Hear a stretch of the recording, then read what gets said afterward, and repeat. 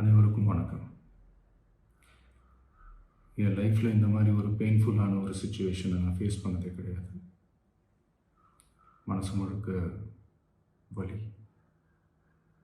வலி மட்டும்தான். இந்த சுற்றுப்பயணத்தில் என்னென்ன மக்கள் பார்க்க வராங்க, அதுக்கு ஒரே ஒரு காரணம் தான், அவங்க என் மேலே வச்சிருக்கிற அன்பும் பாசம். அந்த அன்புக்கும் பாசத்துக்கும் நான் எப்பவும் கடமைப்பட்டிருக்கிறேன். அதனால தான் இந்த சுற்றுப்பயணத்தில் மற்ற எல்லா விஷயங்களையும் தாண்டி மக்களுடைய சேஃப்டி, அதில் எந்த காம்ப்ரமைஸும் பண்ணிடக்கூடாதுன்றதுக்காக தான் அது என் மனசில் ரொம்ப ஆழமாக இருக்கும் அந்த எண்ணம். அதனால தான் இந்த அரசியல் காரணங்கள் எல்லாத்தையும் தவிர்த்துட்டு ஒதுக்கி வச்சுட்டு மக்களுடைய சேஃப்டி மட்டும் மைண்டில் வச்சுக்கிட்டு அதுக்கான இடங்களை சூஸ் பண்ணுறது, அதுக்கான இடங்களை பார்த்து பெர்மிஷன் கேட்குறது, போலீஸ் டிபார்ட்மெண்ட்டில் அதை ரிக்வெஸ்ட் பண்ணி கேட்போம். ஆனால்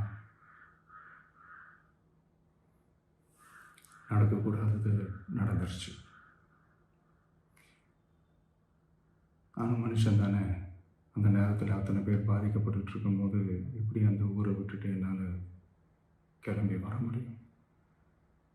நான் திரும்ப அங்கே போகணும்னு இருந்துச்சுன்னா அதை ஒரு காரணம் காட்டி அங்கே வேறு சில பதட்டமான சுச்சுவேஷன்ஸ், வேறு சில அசம்பாவிதங்கள், அந்த மாதிரி எதுவும் நடந்துடக்கூடாதுன்றதுக்காக தான் நான் அவாய்ட் பண்ணேன். இந்த நேரத்தில் சொந்தங்களை இழந்து தவிக்கிற இத்தனை குடும்பங்களுக்கும் என்னுடைய ஆழ்ந்த இரங்கலை தெரிவிச்சுக்கிறேன். எனக்கு தெரியும், என்ன சொன்னாலும் இது ஈடையாகாதுன்னு எனக்கு தெரியும். ஹாஸ்பிட்டலில் ட்ரீட் பண்ணிகிட்ருக்கிற எல்லாருமே சீக்கிரமாக க்யூர் ஆகி வரணுன்றதை இந்த நேரத்தில் நான் வேண்டிக்கிறேன். கூடிய சீக்கிரமே உங்கள் எல்லாரையும் நான் சந்திக்கிறேன். இந்த நேரத்தில் எங்களுடைய வலிகளை, எங்களுடைய நிலைமையை புரிஞ்சுக்கிட்டு எங்களுக்காக பேசின அரசியல் கட்சிகளை சார்ந்த நண்பர்கள், தலைவர்கள் அனைவருக்கும் என்னுடைய நன்றியை தெரிவிச்சுக்கிறேன். கிட்டத்தட்ட ஒரு 5 மாவட்டத்துக்கு பிரச்சாரத்துக்கு போனோம். இந்த மாதிரி எதுவுமே நடக்கல. ஆனால் கரூரில் மட்டும் ஏன் எப்படி நடக்குது, எப்படி நடக்குது? மக்களுக்கு எல்லா உண்மையும் தெரியும். மக்கள் எல்லாத்தையும் பார்த்துக்கிட்டு இருக்கிறாங்க.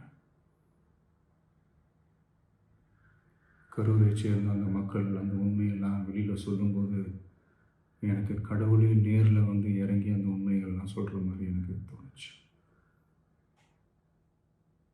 சீக்கிரமே எல்லா உண்மைகளும் வெளியில் வரும்.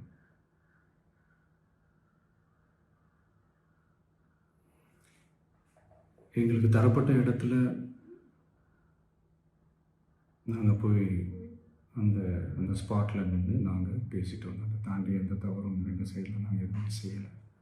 பட் இருந்தாலும் எங்கள் கட்சியை சேர்ந்த நிர்வாகிகள், தோழர்கள் மேலே எஃப்ஐஆர், அது மட்டும் இல்லை சோஷியல் மீடியாவை சேர்ந்த நண்பர்கள், தோழர்கள், அவங்க மேலே எஃப்ஐஆர்லாம் போட்டு இப்போ பிடிச்சிக்கிட்டு இருக்கிறாங்க.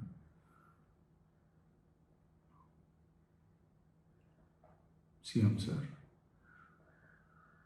உங்களுக்கு ஏதாவது இந்த பழி வாங்கணும் அப்படின்ற எண்ணம் ஏதாவது இருந்துச்சுன்னா என்ன வேணாலும் பண்ணுங்க. அவங்க மேலே கை வைக்காதீங்க. நான் ஒன்று வீட்டில் இருப்பேன், இல்லை நான் ஆஃபீஸில் இருப்பேன். என்ன வேணாலும் செய்யுங்க. நண்பர்களே, தோழர்களே, நம்மளுடைய அரசியல் பயணம் இன்னும் ஸ்ட்ராங்காக, இன்னும் தைரியத்தோடு